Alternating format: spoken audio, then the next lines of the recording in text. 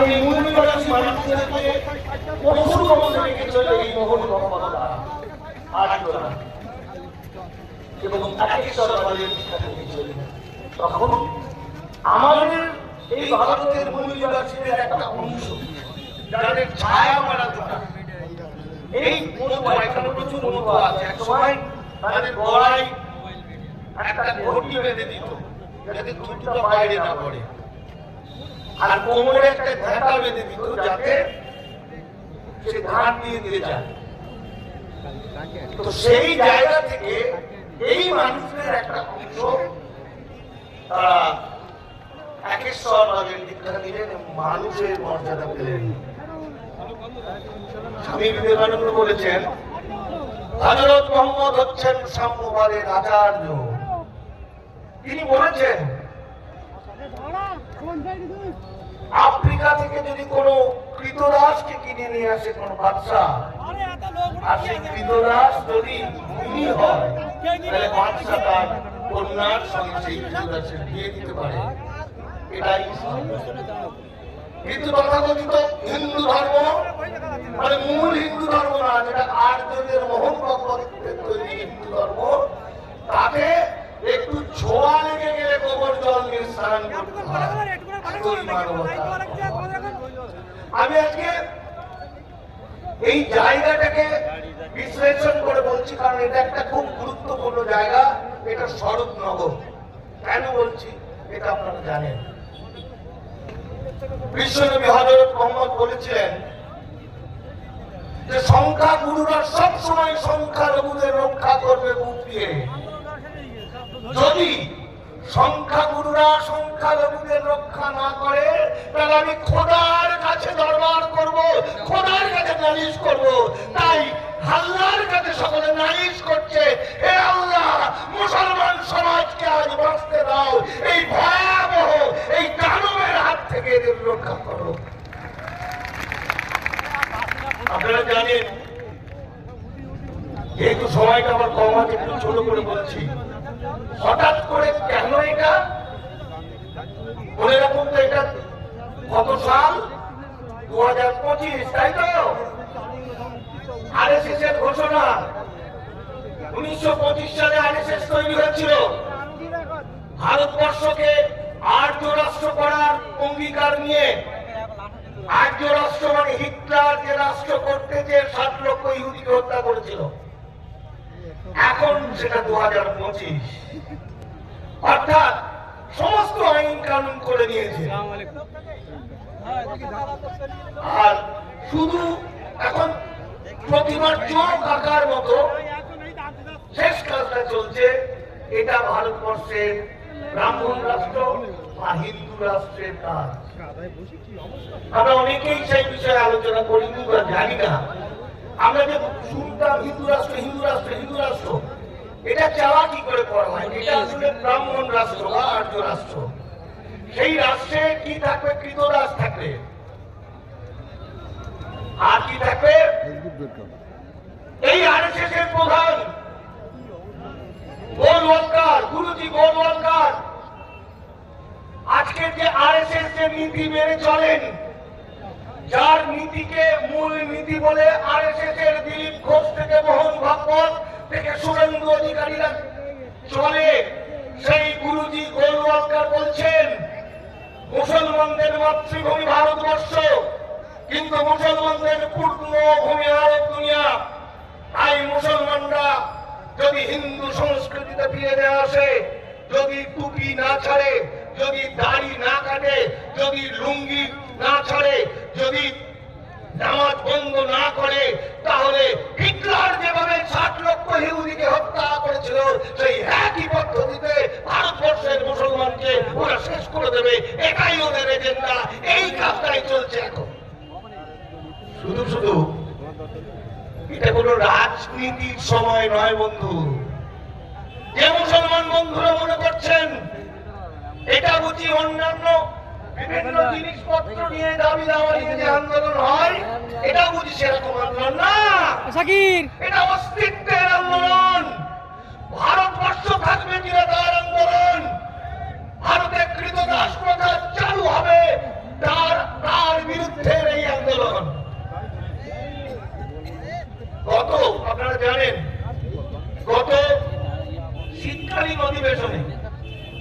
3-4 মাস আগে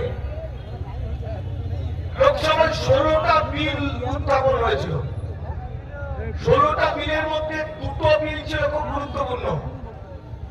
সেই 2টো বিলের মধ্যে একটা ছিল ইমিগ্রেশন এন্ড ফরেনার্স অ্যাক্ট, যেটা আইন হয়ে গেছে। আমার এই গলার আওয়াজ, মাইকের আওয়াজ এই অঞ্চলের যে হিন্দু মা বোনেদের কাছে যাচ্ছে, তারা শুনে রাখুন, তাদের জন্যই বলতে চাইছি, তাদের জন্যই ইমিগ্রেশন এন্ড ফরেনার্স অ্যাক্ট। একটা হিন্দু কোন প্রতিবাদ করেনি, তারা মেনে নিয়েছে সেই আইন। আর একটা আইন ওয়াকফ সংশোধনীর নামে মুসলমানদের চিরকালের জন্য শেষ করে হিন্দু করে দেওয়া। হিন্দু মানে কুৎসিত, মিথ্যাবাদী, সন্ত্রাসবাদী হিন্দু, নোংরা বিভৎস হিন্দু, মানে প্রকৃত হিন্দু নয়। হলওয়ালকারের সেই নীতি অনুযায়ী বেশ কিছুদিন আগে থেকে পরিকল্পনা করে করে ধীরে ধীরে ধীরে ধীরে আইনগুলো তৈরি করে নিয়েছিল আরএসএস বিজেপি। একে একে মুসলিম লিডারদের কলকাতা শহর থেকে ভারতবর্ষের বিভিন্ন জায়গা বড় বড় মুসলিমদের ওরা কোটি কোটি টাকা দিয়ে কিনে নিয়েছে। গ্রামে গ্রামে তসলিমা নাসরিনের বাহিনী মুসলমানদের মধ্যে ভিতরে ঢুকে গিয়ে তারা বলছে হিন্দু রাষ্ট্র চাই, তারা বলছে ইউনিফর্ম সিভিল কোড চাই, তারা বলছে নামাজ আযান যাকাত এসবের কি মূল্য। ফলে আমাদের বুঝতে একটু দেরি হয়েছে বন্ধু। আজ আমরা আত্মসমালোচনা করে বলতে পারি, আমি মানিক ফকির একজন পাগল লোক, আমার বাংলার পক্ষ থেকে আমরা আজ কয়েক মাস ধরে চিৎকার করে চলেছে এই ঘটনা ঘটতে চলেছে। যখন মন্ত্রী পরিষদ এটা ঠিক হলো, এই আইনটা হবে, তখন কেন মুসলমানরা আন্দোলন করলেন না? যখন জেপিসি রিপোর্ট জোর করে মারধর করে তৈরি করে দিল, তখন কেন আন্দোলন হলো না? যখন লোকসভায় বিল জমা পড়ল, তখন কেন আন্দোলন হলো না? তখন যদি আমার নেতারা একবার বলে দিতেন, আর বাংলার প্রতিটি মসজিদ থেকে যদি একটা ঘোষণা দিত, তাহলে গোটা বাংলায় কোটি কোটি মানুষ পথে শুয়ে পড়তে পারত। এটাই ইসলাম ধর্মের আল্লাহর সৈনিকদের কাজ। কিন্তু আজ যখন আইন হয়ে গেছে, এই যুদ্ধ কিন্তু একদম সেই হযরত মুহাম্মদের সেই প্রথম যে যুদ্ধ, ইসলাম ধর্ম প্রতিষ্ঠার যে যুদ্ধ, তার চেয়েও ভয়ঙ্কর যুদ্ধ হতে পারে। তার জন্য প্রস্তুত থাকবেন, কারণ আইন হয়ে আছে, প্রয়োজনে ওরা আকাশের উপর থেকে গুলি করবে। এবার ঘটনাটা শুনুন, কি কায়দাটা করলো ওরা। যেটা করলো সেটা হিন্দুদের মধ্যে প্রচার করে দিলে হিন্দুরা নাগরিকত্ব পাবে, মুসলমানরা পাবে না। মুসলমানরা যে আন্দোলন শুরু করে দিল, ওরা তখন হিন্দু বাস্তুদের দিয়ে বললো দেখ কেমন টাইট দিয়েছি। তখন সবাই মিলে হিন্দু বিজেপি হয়ে গেল, সবাই বিজেপি হয়ে গেল। আর আমি বারবার করে চিৎকার করে বলছি, ওরে এই আইনে মুসলমানদের কিছু নয়, এই আইনটা হিন্দু বাস্তুদের ধরার আইন। তারপর প্রচার করে দিল মুসলমানরা অনুপ্রবেশকারী আর হিন্দুরা শরণার্থী। হিন্দু বাস্তুরা ভাইরা মনে করলেন আমি শরণার্থী, তাহলে অমুকের জমিটা নেবো, অমুকের বাড়িটা নেবো, অমুকের অমুকটা নেবো, অমুকের তমুকটা নেবো, স্বপ্ন দেখতে শুরু করলো। আর হিন্দু মুসলমান বিভাজন হতে হতে হতে বিরাট হয়ে গেল। মানে মুসলমান দেখলে এটা মেরে ফেলবে। আসলে সে ভুলে গেল এই মুসলমান রহিম আবু তালেব আজের হজ মিয়া, এটা তারই রক্ত বইছে, একই শরীরের একই রক্তের, সকলেই মূল নিবাসী এই ভারতবর্ষের শূদ্র সমাজের মানুষ। ব্রাহ্মণ্যবাদীরা কৌশল করে ভাগ করে দিল। ভয়ঙ্কর অবস্থা দেখুন। এই যে কয়েকদিন আগে এপ্রিলের 4 তারিখ 5 তারিখে যে আইন হলো, আপনাদের যেই ওয়াকাফ আইনটা হলো, সঙ্গে সঙ্গে আপনাদের ঘুম উঠে গেল, আপনারা নেমে পড়লেন পথে, আর ওরা নাক দেখিয়ে ঘুমিয়েই চললো। এখনো উদ্বাস্তুদের ঘুম ভাঙলো না। আইনটাই কি বললো?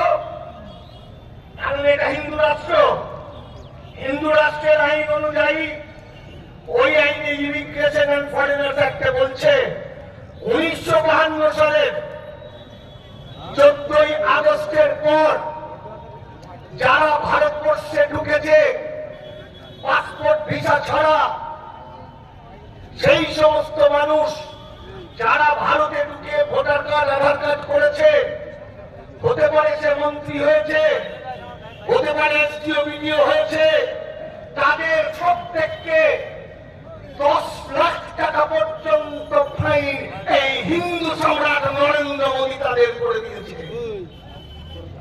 শুধু তাই নয়, এই অঞ্চলে যে উদ্বাস্তু হিন্দু ভাইরা আছে, এখনো ঘুমিয়ে আছে, তাদের প্রত্যেককে 7 বছর করে জেল ঘোষণা হয়েছে এবং তাদের লাঠি মেরে ভারত থেকে তাড়িয়ে দেবে বলছে। ওই 7 বছর পরে আজও তারা ঘুমিয়ে রয়েছে। তাই বলছি, ঘুম থেকে একবার জাগুন, জেগে উঠে একবার মুসলিম ভাইকে দাঁড়িয়ে, যাকে সকাল থেকে রাত পর্যন্ত গালাগালি দিতেন, তাদের কাছে এসে একবার ভাই বলে ডাকুন। দেখবেন আল্লাহ, খোরাক আল্লাহ সন্তানেরা আপনাদের বুকে জড়িয়ে ধরবে। তারপরে এই ভারতবর্ষকে রক্ষা করার জন্য, সংবিধানকে রক্ষা করার জন্য একই সঙ্গে লড়াই করবে।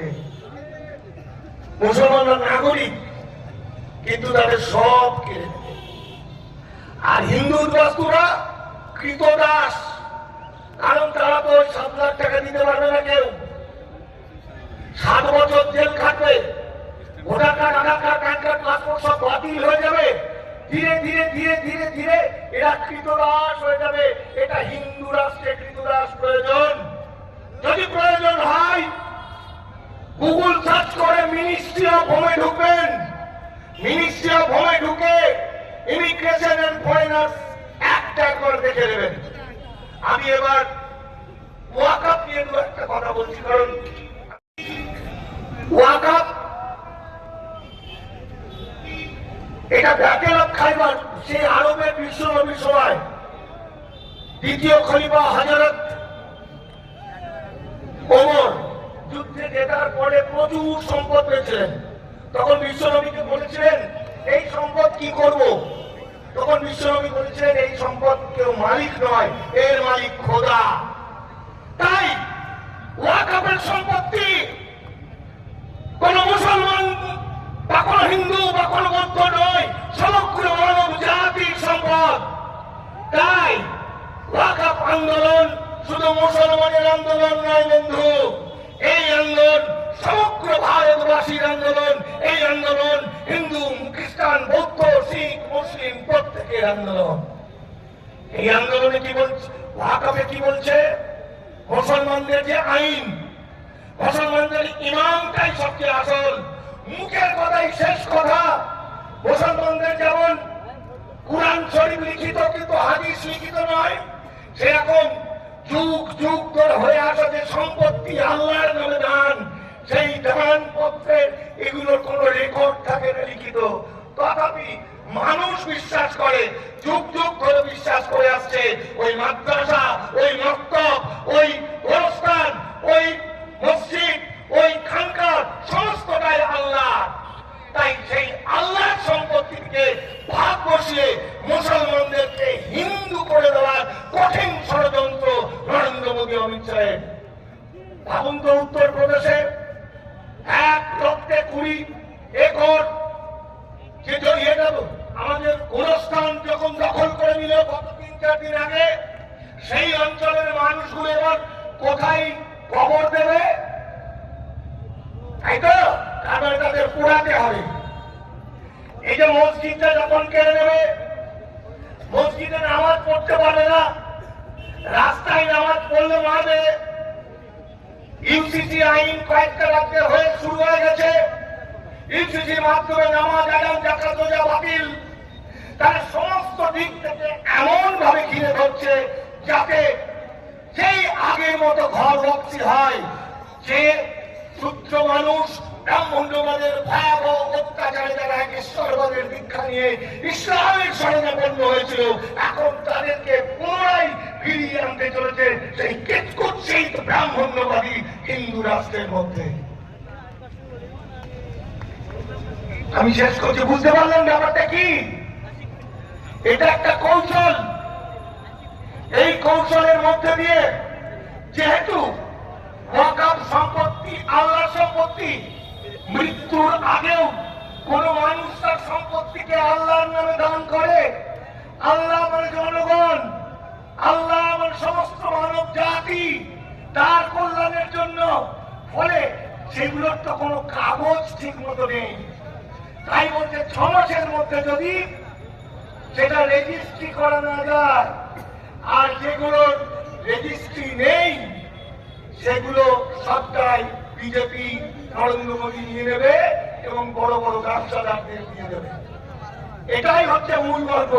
তাই বলছি, এই অঞ্চলের যত হিন্দু বাস্তু ভাইরা আছেন, আমি যে কথাটা বললাম মিলিয়ে নেবেন। এবার ঘর থেকে বেরোন বন্ধু। এক ঐতিহাসিক আন্দোলন হতে হচ্ছে বাংলায় তথা ভারতবর্ষে। আগামী 26 তারিখে ব্রিগেড প্যারেড গ্রাউন্ডে আপনারাও আসুন। হিন্দু মুসলমান এতদিন এত বৈরিতার পর আসুন, এবার ভাই ভাইকে বুকে জড়িয়ে ধরুন, আর সকলে সমস্ত জাত পাতের উঠতে উঠে বাঙালি হয়ে, মানুষ হয়ে, মানবতাবাদী মানুষ হয়ে আপনারা আসুন। আমরা চিরকালের জন্য বিজেপি আরএসএস কে ভারত থেকে বিদায় করি এবং ভারত এবং ভারতবর্ষের সংবিধানকে রক্ষা করি। ধন্যবাদ, ধন্যবাদ, অনেক অনেক ধন্যবাদ মাননীয় মানিক ফকির মহাশয়কে।